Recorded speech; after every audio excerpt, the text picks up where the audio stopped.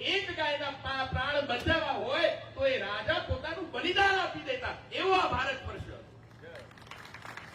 અને એ ભારત વર્ષમાં આજે ચિલ્લાઈને સંતોને કેવું પડે છે, ગૌ હત્યા થાય છે બંધ કરો, ગૌ હત્યા થાય છે બંધ કરો. અને એક એવો ભારત વર્ષ છે કે આ ભારતની ભૂમિ ઉપર સાક્ષાત પરમાત્મા, સાક્ષાત નારાયણ મનુષ્ય રૂપે અવતાર લેવા લાલાયિત રહેતા હોય છે. દેવતાઓ મનુષ્ય રૂપે અવતાર લેવા લાલાયિત રહેતા હોય છે. શું કામ લાલાયિત રહેતા હોય છે? આજે સરકારોને, શાસનને, જનતાને સમજાવવા પડે છે કે ગાયની મહિમા શું છે. શાસન પોતાનો અધિકાર સમજી બેઠે છે કે આ ધરતી અમારી છે, અમે જેમ કરશું એમ ચાલશે, અમારા નિર્ણયો પ્રમાણે અમે ચાલીશું. પરંતુ એ ભૂલે છે કેમ કે આ ધરતી રામકૃષ્ણની ધરતી છે, પરમાત્માની ધરતી છે.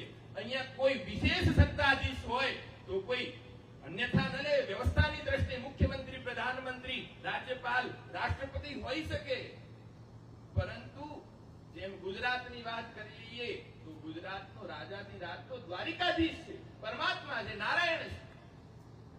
આ ધરતી ઉપર વ્યવસ્થા કેટલા વર્ષોથી આવી? 50 વર્ષોથી, કેટલા 70, 75 આઝાદીને કેટલા વર્ષ થયા? એની પહેલા કઈ વ્યવસ્થા હતી? રાજાશાહી હતી. અને રાજાશાહી કેવી હતી? એ રાજાઓનું સર્વપ્રથમ કર્તવ્ય શું હતું? રાજાઓનું સર્વપ્રથમ કર્તવ્ય શું હતું? રાજાઓનું સર્વપ્રથમ કર્તવ્ય હતું કે એમના રાજ્યમાં ગાય સુખી રહે, ગાય નિર્ભયતાપૂર્વક વિચરણ કરે, ગાયનો આદર થાય, ગાયનો સન્માન થાય, ગાયની પૂજા થાય, ગાય ઉપર કષ્ટ ના આવે. અને જો એક ગાયના પ્રાણ બચાવવા હોય તો એ રાજા પોતાનું બલિદાન આપી દેતા, એવો આ ભારત વર્ષ હતો. અને એ ભારત વર્ષમાં આજે ચિલ્લાઈને સંતોને કેવું પડે છે, ગૌ હત્યા થાય છે બંધ કરો, ગૌ હત્યા થાય છે બંધ કરો. તો કહેવામાં આવે છે કે વિચાર કરીએ, અનેક સમસ્યાઓ છે, અનેક પ્રશ્નો છે. શેના પ્રશ્નો છે? શેની સમસ્યા છે?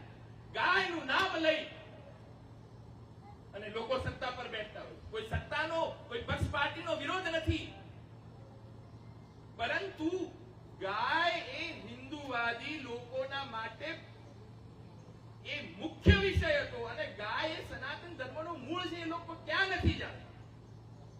પરંતુ એ ક્યારે માંગ પૂરી થશે? જ્યારે જનજનની માંગ થશે, જન વ્યક્તિ ઘરથી આવશે. સરકાર વોટ બેંક જોવે કે આમની પાછળ કેટલા લોકો છે. કેવી રીતે પર્ટિક્યુલર સમાજોના કાર્ય કેમ તરત કરવા પડે છે સરકાર? કારણ કે એ સમાજના લાખો લોકો ભેગા થઈ જાય, ગાંધીનગરમાં કે દિલ્હીમાં લાખો લોકો. અને ગાય માટે જયારે માંગ આવે ત્યારે લોકોની બુદ્ધિ ક્યાં ભ્રષ્ટ થઈ જાય?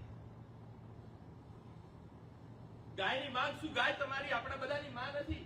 તમે બધા અહીંયા જે બેઠા છો એ તો એ ભાવ સાથે જ આવ્યા છો. પરંતુ જે લોકો પોતા જાણવા છતાં પણ પોતાનો સમય કાઢીને અહીંયા નથી આવી શક્યા, શું એ લોકોનું કર્તવ્ય નથી ગાય પ્રત્યે પોતાનું કાંઈ? સમાજોની માંગ આવે ત્યારે ક્ષત્રિય સમાજ, બ્રાહ્મણ સમાજ, વૈશ્ય સમાજ કે શૂદ્ર સમાજ લાખોની સંખ્યામાં જનમેદની એકત્રિત થઈ જાય અને સરકારને કામ કરવા પડે અને સરકાર એમના સામે ઝૂકે, કારણ કે વોટ બેંક. એટલે આ આંદોલન કેમ જન સુધી પહોંચાડવામાં આવી રહ્યું છે કે જો જનની માંગ હશે તો સરકાર આ કાર્ય કરશે.